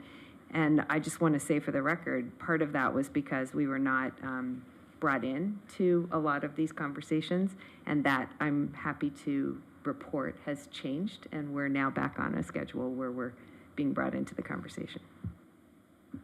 Okay, thank you. Youth Sports Council.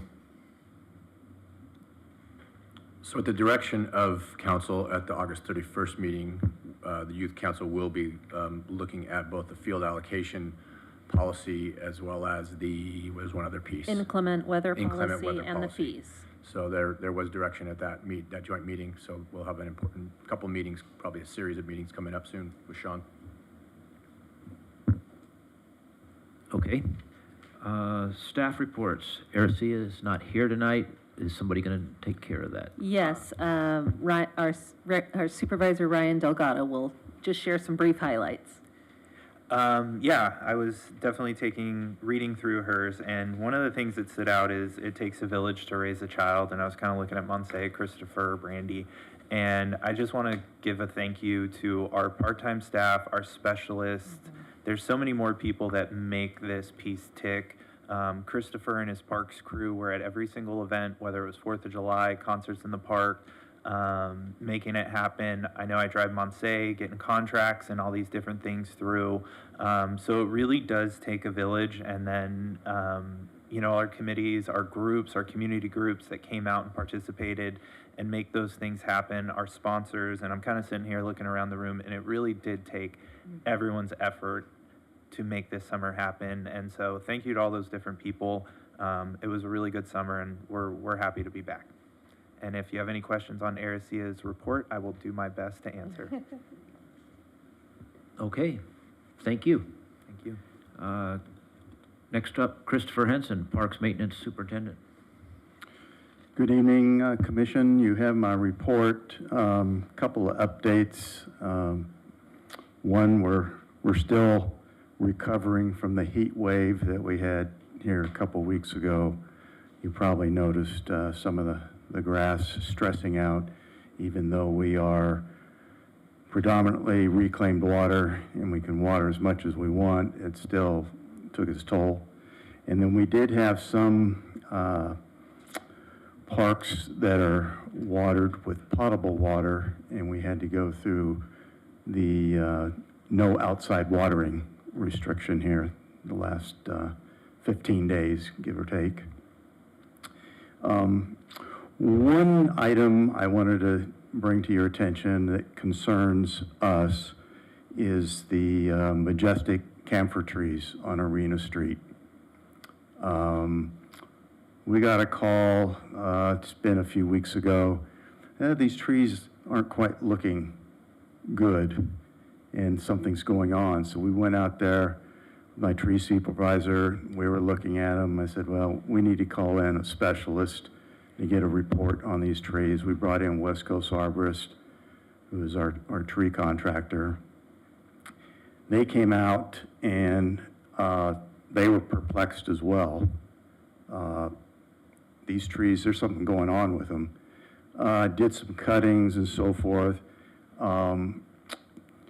And the inspector, after we had left, called us back and said, I smell gas.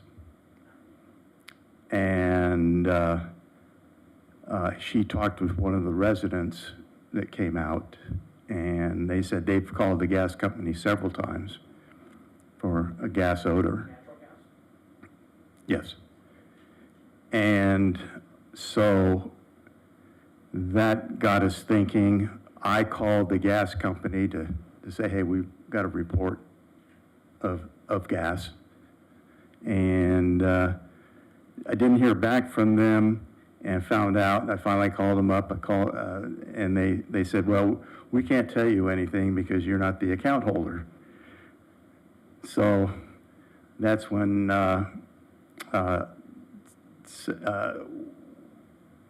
West Coast Arborists sent out another crew to do some deep soil analysis and also some cuttings, more cuttings on the trees,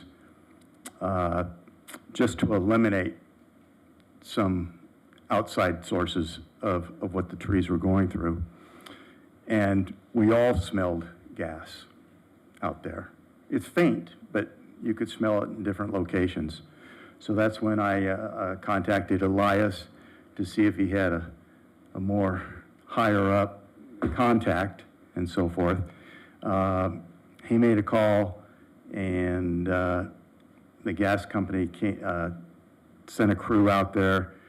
It was earlier this week, and we haven't really heard the results of it, but I know they had several vehicles out there and so forth. The trees, it's affecting the southern end of Arena Street, and the trees from our initial visit, which was about 2.5 weeks, looked worse, and it's very noticeable. So everyone's pretty sure that there's some kind of gas leak going on somewhere in the street, probably a main line and so forth. So I just wanted to bring that to your attention. Hopefully we're going to hear something soon here from the gas company on what they found in their research. And other than that, I'll take any questions. Thank you for your report. Director report, Ally. Yes, good evening, Honorable Chair and members of the Commission. As you all know, we hosted a joint meeting with the Rec and Park Commission and City Council back on August 31st, 2022, at the Joslin Center to discuss the future of Recreation Park.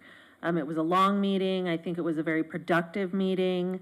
And basically, now we have been tasked, staff have been tasked with coming back to the council, which I'm planning to do in late October, with a very high-level look at what Phase 1 will include, the projects, the estimated costs, and the timeline.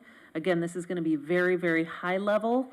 Once we get sort of that initial approval from the council to move forward on Phase 1, we'll come back to the commission at various times throughout that, possibly even re-engage the community when we're talking about teen center and courts. We're not going to redo the whole needs assessment, but maybe have a couple of meetings when we're doing the design so that we can get the teens in particular out to come and tell us what they'd like to see and what sort of renovations they'd like to see. So, and then as Commissioner Davis mentioned, or Commissioner Lubes actually, we are going to be doing some updates to the field allocation policy. We're going to be working with the Youth Sports Council and the Commission to take a look at those.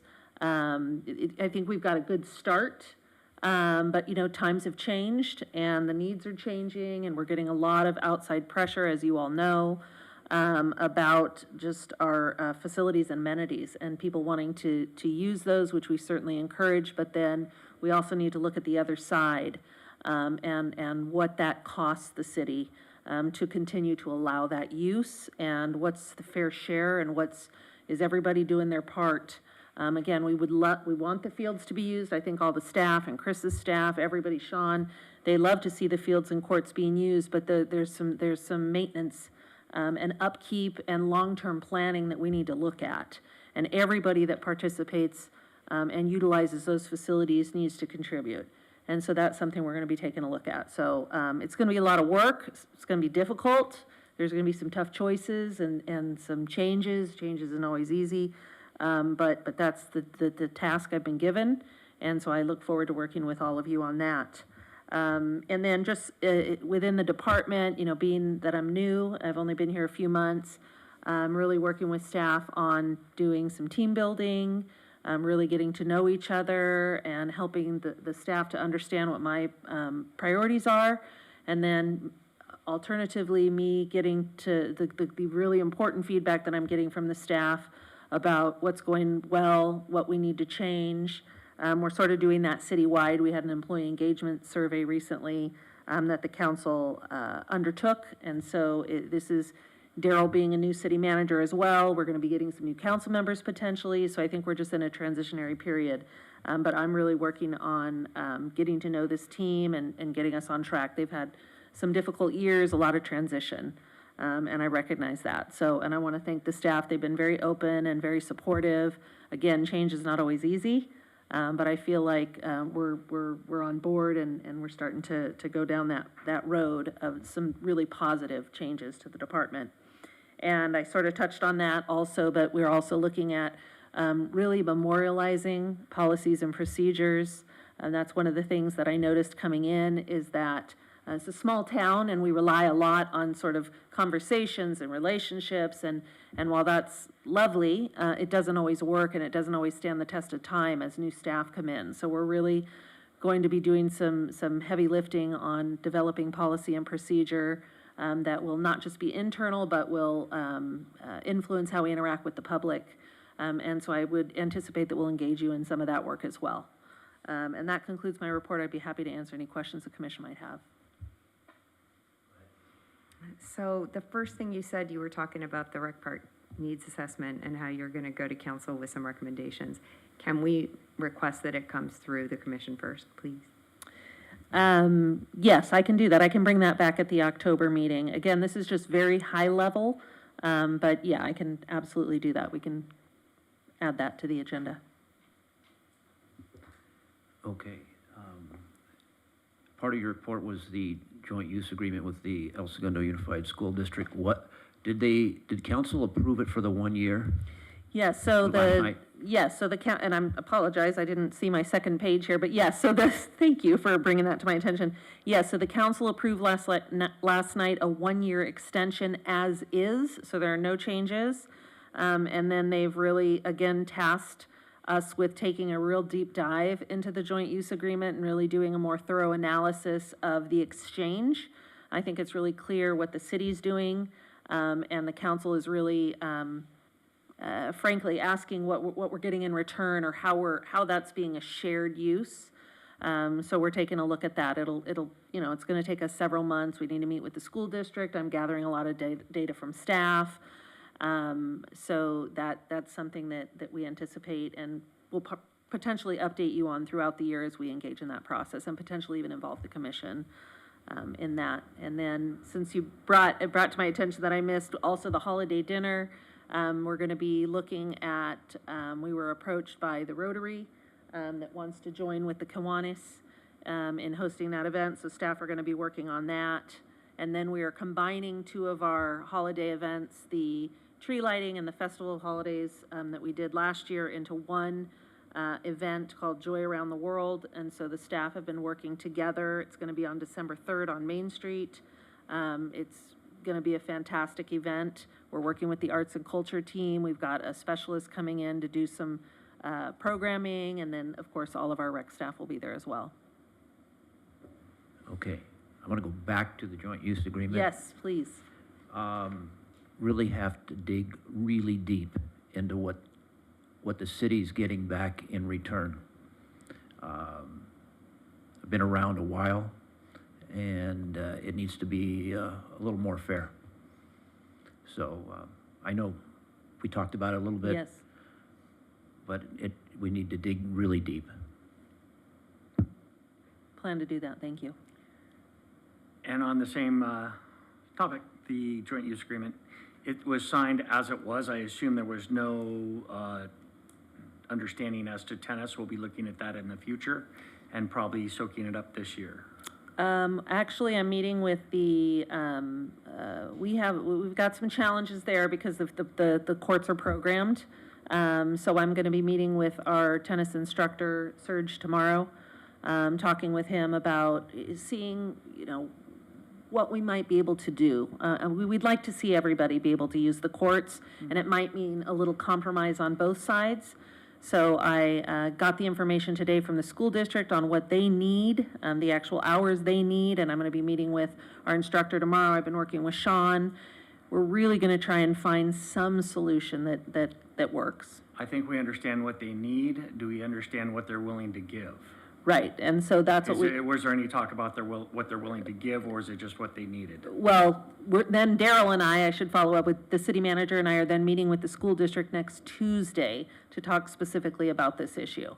Perfect. And so I think it's something we're going to have to come together to work on and to solve. And I don't, I anticipate that we'll be able to do that. It might, again, there might be some challenges, but we're going to do our best. Okay, thank you. Commissioner comments? Commissioner Watson? Yeah, I just want to go back to, we had a presentation from a member of the public, Julie Hollop, about the girls' spaces in El Segundo, and I just, I probably should have commented at the time, but this is not new information for the commission. Ryan and I have had a lot of conversations about this, and I know Melissa did a ton on this previously. It's definitely something near and dear to my heart as an author of 2 books on gender equity in the U.S. And so I just wanted Julie and the folks that, brought this to our attention to know that this is not new and that we're absolutely committed to this basis. And just to follow up on that, Commissioner Watson, I actually met with Julie individually because obviously being new to me, but I was very impressed by the amount of research she's done, and I explained to her, where we're at with the Rec Park Needs Assessment and these projects that are going to be coming online, and I suggested she come back and just make that presentation, and I also recommended she meet with the arts group, so they're going to be doing that as well. Okay, thank you. Commissioner Lubes. I'll praise again so I don't have no comment in my comment section, just want to thank everybody in the Recreation and Parks Department, and maintenance, and everybody who puts on all the summer programs. It's for how small our city is and our staff is. It's an amazing number of participants and classes and everything, and it's the, you know, it's what everyone looks forward to in the summer. It's what it's such a huge part of this town, and it's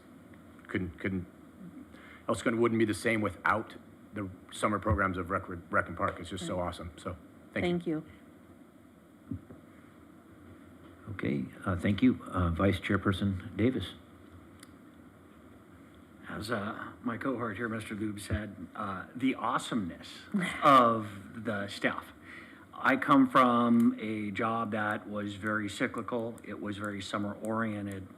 It is everything you can do to keep it going, and it takes usually your least paid people to make it the most beneficial. And that's where good leadership falls through and brings you programs like we have. And I know you have Halloween Frolic, and I know we're gonna have, you know, the Christmas holidays and we do a great job. But the summer is a continuous event that just runs for months.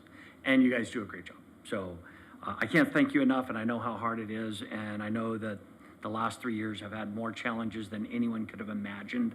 They don't teach you in college what we had to go through.